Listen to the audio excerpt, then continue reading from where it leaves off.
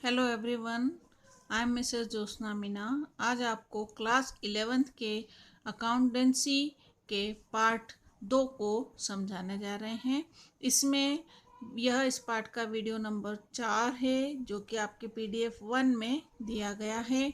इसमें आज आपको लेखांकन की आधारभूत मान्यताओं का महत्व समझाया जा रहा है। सर्वप्रथम आपको लेखांकन की आधारभूत मान्यताओं का अर्थ बताया गया था, इनकी विशेषताएं बताई गई थी और साथ ही 4 प्रमुख प्रकार की मान्यताएं भी समझाई थी। इन मान्यताओं में लेखांकन अवधि की मान्यता, अस्तित्व की मान्यता इत्यादि मान्यताएं इसमें समझाई गई थी। इसमें सर्वप्रथम देखिए, इसका महत्व क्या है, लेखांकन मान्यताओं का पालन क्यों किया जाता है और इनका पालन करने से व्यापारी को क्या फायदा होता है, यह हम इस वीडियो के माध्यम से समझेंगे। सर्वप्रथम देखिए, लेन देन को पुस्तकों में लिखने के लिए व्यापारिक लेन देन को सही व उचित प्रकार से पुस्तकों में लिख लिया जाए एवं लिखने का तरीका, लिखने की विधि और लिखने का की व्यवस्था सभी जगह समान रूप से पालन की जाए, इसलिए हम इन आधारभूत मान्यताओं का पालन करते हैं। जैसे लेखा अवधि की मान्यता यह बताती है कि प्रत्येक व्यापारी 12 माह का हिसाब अपने पुस्तकों में लिखता है।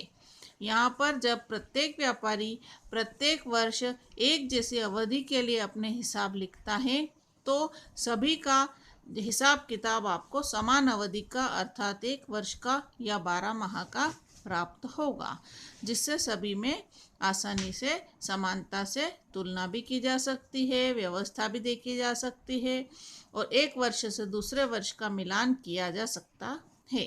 दूसरा है परिणामों की सही रिपोर्ट प्रस्तुत करना। लेखा मान्यताओं के माध्यम से हम लेखा परिणामों की सही रिपोर्ट प्रस्तुत कर सकते हैं। हम सही उनके परिणामों को निश्चित जगह पर, निश्चित स्थान पर पहुंचा सकते हैं और इसकी सही रिपोर्ट हिसाब किताब की पुस्तकों के माध्यम से प्रस्तुत कर सकते हैं। इसके द्वारा लेखा मान्यताओं के द्वारा जैसे चालू व्यवसाय की मान्यता, लेखा अवधि की मान्यता, मौद्रिक माप की मान्यता इत्यादि का पालन करते हुए हम एक सही रिपोर्ट हमारे वर्ष के अंत में प्राप्त कर सकते हैं, बना सकते हैं। अगला है आंतरिक निरीक्षण हेतु। प्रत्येक व्यापारी अपने हिसाब किताब का स्वयं भी निरीक्षण करता है। आंतरिक रूप से वो समय समय पर उसकी जांच पड़ताल करता है, कहीं कोई त्रुटि तो नहीं हुई, गलती तो नहीं हुई, वह देखता है।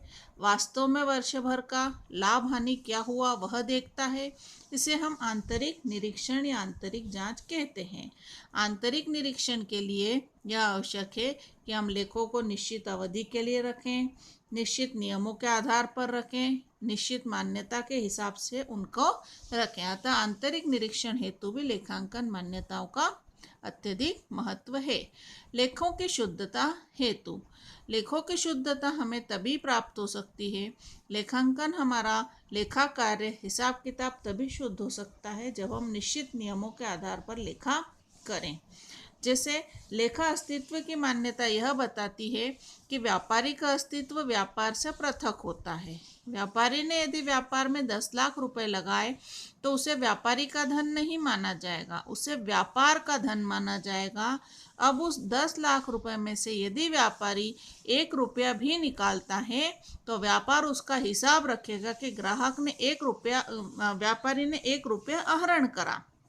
वह 1 रुपया जो व्यापारी ने निकाला है उसे वापस लाके व्यापार में जमा करना होगा, ताकि व्यापार का पैसा वापस व्यापार को प्राप्त हो सके। इसी प्रकार व्यापारी जो भी पैसा व्यापार में लगाता है उसे पूंजी मानकर लिखा जाता है और जो उसमें से निकालता उसे आहरण मानकर लिखा जाता है, जिससे लेखों की शुद्धता बराबर बनी रहती है। इसी प्रकार अन्य मान्यताओं के माध्यम से भी हम लेखांकन की शुद्धता को बनाए रख सकते हैं एवं शुद्ध रूप से, सटीक रूप से लेखे कर सकते हैं, जिससे हिसाब किताब में गड़बड़ी न हो।